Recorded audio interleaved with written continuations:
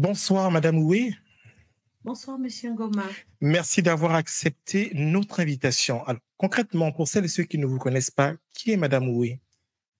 Je suis Sidonie Flore Oué, magistrat et directeur de la formation continue à l'École nationale de la magistrature. Je suis tout honorée d'avoir été invitée par vos soins. C'est nous qui vous remercions d'avoir accepté l'invitation. Alors, avec vous, on va évoquer la question de la procédure pénale. Concrètement, lorsqu'on parle de la procédure pénale, à quoi fait-on allusion? La procédure pénale désigne l'ensemble des règles qui régissent le traitement des infractions pénales. Et celle-ci se divise généralement en plusieurs phases. Il y a la phase d'enquête préliminaire ou l'enquête de flagrance. Il y a ensuite l'instruction, autrement appelée l'information judiciaire. Il y a la phase du procès devant les juges et puis la phase de la décision qui ouvre, in fine, les voies de recours à toutes les parties. Je voudrais terminer cette définition en disant que la procédure pénale vise à garantir les droits des individus tout en assurant le bon fonctionnement de la justice. On note à cet effet deux principes de droit que sont la présomption d'innocence et le droit à un procès équitable, qui sont des droits fondamentaux inscrits dans le bloc de constitutionnalité de la Constitution gabonaise. Brièvement, la présomption d'innocence et le procès équitable, à quoi ces deux notions envoient-elles? Eh bien, la présomption d'innocence, c'est celle qui consiste à estimer que personne ne peut être déclaré coupable avant qu'une décision définitive ne puisse être prise, avant qu'une décision ne devienne définitive, allais-je dire. Et le procès équitable, c'est celui-là qui renforce toutes les conditions de droit qui sont prévues par les règles de droit et qui doivent être respectées, de sorte qu'il n'y ait pas un déséquilibre entre les parties et que toutes les parties, y compris le juge, puissent respecter ces droits reconnus aux parties à un procès. En matière de procédure pénale, quel distinguo faites-vous entre la procédure pénale exercée sur les mineurs et celle exercée sur les majeurs? Au fond, est-ce que c'est la même? Ce n'est pas la même puisque ces deux procédures ne visent pas la même chose. Alors même que la procédure mettant en cause les majeurs engagés devant dans la procédure pénale vise la correctionnalisation donc de ces derniers, donc des majeurs mis en cause. Celle qui concerne les mineurs vise la protection et la réhabilitation de ces mineurs. Cette protection tient compte de la situation familiale et sociale du mineur et il y a un aspect également éducationnel et de responsabilisation qui sont mis en place pour aider ces mineurs en difficulté avec la loi à comprendre les conséquences de leurs actes, évitant ainsi la récidive. En somme, la justice des mineurs se concentre donc sur la réparation et le soutien que l'on apporte à ces mineurs en difficulté avec la loi, plutôt que sur la sanction. En ce qui concerne les actes commis par les mineurs, les actes délictuels commis par les mineurs, il y a que dans certains pays, en l'occurrence des pays africains, qui se voient faire appliquer des sanctions aux parents de ces mineurs-là. Est-ce que c'est prévu par les textes ou encore est-ce que c'est une forme de vice de procédure à ce moment? Non, ce qu'il faudrait déjà comprendre, c'est que la procédure pénale est écrite. Elle ne se présume pas, elle est écrite et il revient aux autorités compétentes chargées de la mener d'appliquer simplement les prescriptions légales. Alors, si dans un pays, il est prévu que les parents des mineurs en difficulté avec la loi soient punis, eh bien, on va appliquer la loi de ce pays. Mais au Gabon, la responsabilité pénale reste encore personnelle. C'est à prouver que le parent ou le tuteur a fait preuve vraiment de négligence ayant obligé ou ayant permis à l'enfant de commettre une infraction, qu'il peut en répondre. Mais en règle générale, au Gabon, le parent répond de l'action civile, de la responsabilité plutôt civile, du fait de la garde, donc du fait des personnes dont il a la garde, notamment les mineurs. Merci, Madame Oué. Nous marquons une petite pause et on revient juste après. C'est bon. Voilà, nous sommes de retour avec Madame Sidonie Flore Oué.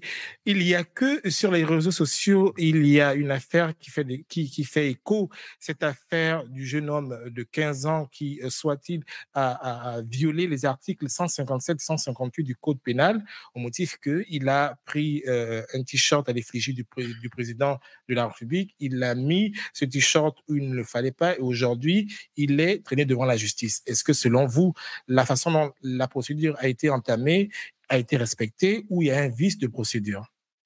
La procédure n'a pas été respectée sur plusieurs plans, surtout sur le plan de la forme. Et c'est ce qui me permet en fait de m'exprimer. Dites-nous. Parce que cet enfant qui a commis des faits qui ne sont pas encore qualifiés par les personnes qui ont la qualité de le faire, a été traîné devant un gouverneur, le gouverneur de la province de l'Ogooué-Maritime en l'occurrence. Cet enfant n'avait rien à faire devant le gouverneur, qui a accepté, qui a autorisé qu'il soit filmé et que ce film soit publié. Et nous avons vu que la tête de ce mineur était rasée. L'image que cette vidéo renvoyait, c'est comme si on avait un esclave qui était en train de se prosterner devant un maître pour avoir commis une infraction. Or, ce n'est pas le but visé déjà par la procédure pénale concernant les mineurs. Si on pense que c'est la protection des mineurs qui vaut et leur réhabilitation, à aucun moment on parle de l'humiliation de la personne humaine. On rentre là dans le cadre d'une violation flagrante des droits de la personne humaine. Ce droit sera déterminé. Mais Madame, et oui, puis, il y a quand même... Il y a que... Oui, allez-y. Allez-y. Il y a que, au-delà donc du fait que cet enfant ait été conduit par les officiers de police judiciaire devant le gouverneur, l'intervention de son grand-père qui est un préfet. Le préfet et le gouverneur sont les représentants du président de la République ou du président de la transition. Ils appartiennent donc au pouvoir exécutif. Leur manifestation, leur intervention dans une procédure pénale dénote d'une ingérence de l'exécutif dans le judiciaire, que l'on laisse les juges faire leur travail, qu'on laisse les magistrats faire leur travail. S'il est vrai qu'ils sont représentants du président de la République, ils ne sont pas pour autant présidents du Conseil supérieur de la magistrature. Et même en cette qualité, le président du Conseil supérieur de la magistrature ne peut pas intervenir, ne doit pas intervenir dans les procédures de cette façon. Le sentiment qui s'est également dégagé de ce que nous avons vu, c'est que ces autorités administratives étaient dans la protection du président, alors même que c'est la loi que l'on doit protéger. Pourquoi vous le dites, Madame Oué? Eh bien, simplement parce que le préfet, notamment le grand-père de ce jeune homme-là, a demandé pardon au président de la République, au président en fait de la transition, alors qu'il devait demander pardon à la justice. C'est d'autant que le président bénéficie déjà d'une protection de la loi. Nous devions apprendre à protéger la loi et non à protéger les personnes. Et nous avons pensé, nous, comme pas mal de Gabonais, que c'était beaucoup plus pour préserver son poste que de faire les choses conformément à la loi, ce d'autant que lui-même était un officier de police judiciaire au même titre que son chef hiérarchique direct, le gouverneur. Mais leur qualité d'officier de police judiciaire leur permet de dénoncer les infractions qu'ils constatent dans l'exercice de leurs fonctions, mais ne pas sortir de ce cadre-là pour s'ériger en autorité de poursuite et faire le travail du procureur de la République. Merci, Madame Oué. Alors, concrètement, avec toute la défamation qu'il y a sur les réseaux sociaux, c'est qu'ils disent qu'il faudrait couper le pied au jeune homme, etc., etc. Que doit-on retenir avec cette haine viscérale qui se meut sur les réseaux sociaux? Ce que l'on doit retenir, c'est que notre justice n'est pas une justice émotionnelle. Notre justice n'est pas une justice populaire. Notre justice n'est pas une justice des réseaux sociaux. Notre justice est une justice étatique.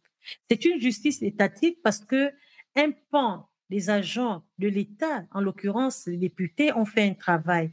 Ce travail, c'est l'érection du code pénal et du code de procédure pénale. Le travail doit être fait conformément à ces deux codes, au code de procédure pénale des mineurs et au code pénal qui réprime en fait les comportements, tout en restant collé à la loi. Et à ne pas oublier que l'objectif poursuivi dans une enquête ou dans une affaire mettant en cause un mineur en difficulté avec la loi, c'est la protection de ce mineur et la réhabilitation de ce mineur.